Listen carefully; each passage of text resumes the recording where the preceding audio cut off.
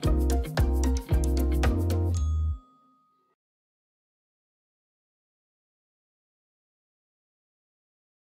à tous, bienvenue dans ce nouvel épisode de la veille mobilité de Rumeur Publique, votre rendez-vous mensuel pour ne rien rater de toute l'actualité de la mobilité, du transport, de la supply chain et de la logistique. À mes côtés, comme chaque mois, Julie Coniglio, planeur stratégique à Rumeur Publique. Bonjour Julie. Bonjour Cédric, bonjour à tous. Alors, beaucoup d'actualités à passer ensemble en revue. Ce mois-ci encore, on va se parler des voitures autonomes qui arriveront sur nos routes dès cette année, c'est promis, des constructeurs automobiles qui se sortent finalement un peu mieux que prévu des effets de la crise sanitaire et des effets de la guerre en Ukraine, cette fois sur le consommateur d'un côté et sur la supply chain de l'autre. Mais d'abord, on commence, Julie, par le chiffre du mois. Eh bien, c'est 700 000 bornes de recharge électrique qui seraient disponibles en France. C'est une super nouvelle. Oui, et d'ailleurs, notre ministre des Transports en était tout à fait satisfait, mais c'est un chiffre à nuancer, puisque sur ces 700 000, seuls 45 sont en réalité disponibles au public. Ah oui, donc évidemment, quand on parle de 700 000 bornes, on confond des situations très différentes. Ça veut dire que quoi? L'essentiel, c'est plus de 90% des bornes sont installées soit au domicile, soit au bureau, dans les entreprises et ailleurs. Exactement, elles concernent des usages privés. Mais c'est finalement pas un souci parce que ça reproduit ce que sont les usages réels, parce que les possesseurs de véhicules électriques rechargent majoritairement chez eux ou au bureau. Reste qu'il y a un manque quand même cruel sur les voies publiques et que seule une aire d'autoroute sur deux est aujourd'hui équipée d'une borne de recharge. Il y a quand même des progrès à faire dans les parkings et sur les voiries. Ce qui est intéressant, c'est que quand on parle de transport, souvent il y a le transport des villes face au transport des champs avec un net avantage aux villes. Ben non, là il y a un avantage pour les véhicules électriques des champs, c'est-à-dire de ceux qui habitent en habitat individuel, alors que dans les villes, on le voit, il manque des recharges, j'ai envie de dire pas des recharges de voyage, mais des vraies recharges du quotidien, que ce soit sur la voirie ou dans les parkings par exemple. Exactement, on est sous-équipé encore. Alors c'est intéressant parce que ça arrive à un moment où sort une nouvelle étude signée Deloitte, où on apprend entre autres, en tout cas qui nous confirme, que cette crainte des problèmes de recharge, c'est un des vrais freins à l'adoption du véhicule électrique par monsieur tout le monde. Exactement, c'est un frein à l'achat, mais un des principaux freins reste tout de même le prix, puisque les consommateurs ne sont pas prêts à mettre plus de 50 000 euros pour un véhicule électrique. Même beaucoup moins, même aux alentours de 35 000 euros. Ce qui est amusant, parce que c'est finalement le prix moyen de vente d'une voiture en France aujourd'hui. Peut-être le prix médian. Non, alors il est de 27 000 euros. Et sur ce prix moyen... Ça, c'est la différence entre le prix affiché et le prix avec la prime écologique. Certainement. Presque. Ce qu'on voit, c'est que la majorité des consommateurs ont atteint leur seuil psychologique concernant le prix maximal qu'ils sont prêts à mettre pour un véhicule. 27 000 euros, c'est déjà très cher pour la majorité des ménages. Ils ne sont pas prêts à mettre tellement plus pour de l'électrique ou pour des technologies ultra performantes, à moins qu'elles concernent la sécurité. Et même concernant la sécurité, on est sur un surplus d'aller 400 euros maximum qu'on est prêt à mettre pour un véhicule. Alors pour autant, pendant que le consommateur réfléchit et temporise, les technologies avancent. On va ainsi, ça y est, voir apparaître dès cette année de vraies voitures autonomes sur les routes européennes. Mais oui, puisque la législation est enfin en phase avec le rythme de l'innovation. La Commission européenne s'est penchée activement sur le sujet, mais même au niveau des États, on voit qu'il y a eu des États membres très proactifs. C'est le cas de l'Allemagne qui a adopté un amendement permettant aux véhicules de normes SAE ISO inférieures ou égales à 4 de circuler sur les voies publiques.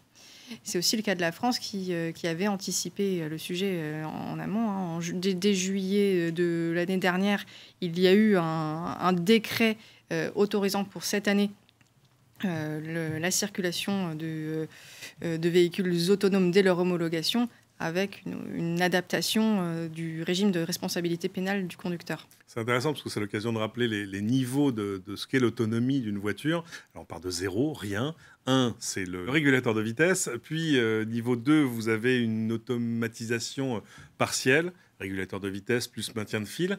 Et justement, c'est l'arrivée du niveau 3 chez nous qui est en jeu aujourd'hui et qui devrait arriver par la modification de la législation au 14 juillet prochain pour permettre cette autonomie niveau 3. En clair, vous restez assis face au volant, vous êtes prêt à reprendre le contrôle si le besoin s'en faisait sentir. On n'est pas encore au niveau 4 et 5 où le volant peut même disparaître.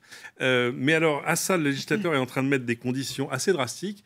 D'abord, ça ne fonctionnerait que sur les voies de circulation qui n'ont ni piétons ni cyclistes. cyclistes, ça ok.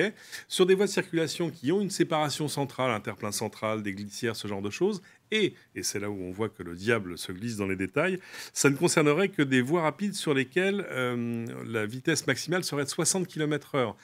Or, quand on y réfléchit, des voies avec une séparation centrale où la vitesse est limitée à 60, moi j'en connais très peu. Ça ne touche ni les périphériques, ni les rocades, ni les autoroutes. Mais le législateur a dit, écoutez, 60 km/h, c'est vraiment, on se met le pied à l'étrier pour voir comment les choses se passent et cette vitesse pourrait évoluer rapidement. L'autre actualité de ce mois, elle concerne les constructeurs automobiles pour qui, finalement, la crise sanitaire n'a pas été forcément la catastrophe économique annoncée. Le cabinet AlixPartners avait prévu une lourde perte pour l'ensemble du secteur, environ 180 milliards d'euros.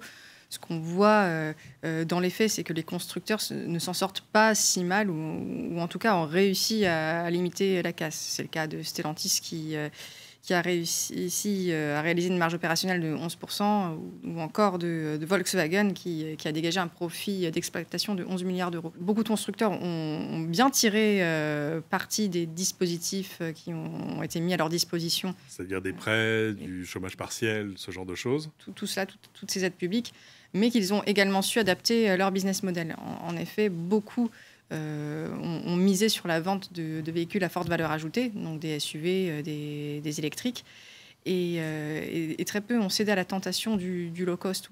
En clair, ils ont vendu moins de véhicules, mais ils ont monté en gamme pour gonfler un peu leur profit. Ils ont monté en gamme et ils ont augmenté leur prix. Même sur des véhicules existants, même Dacia a augmenté ses prix. Surtout logiquement face à une crise des composants qui les a forcés à faire des choix économiques et à privilégier des véhicules un peu plus chers.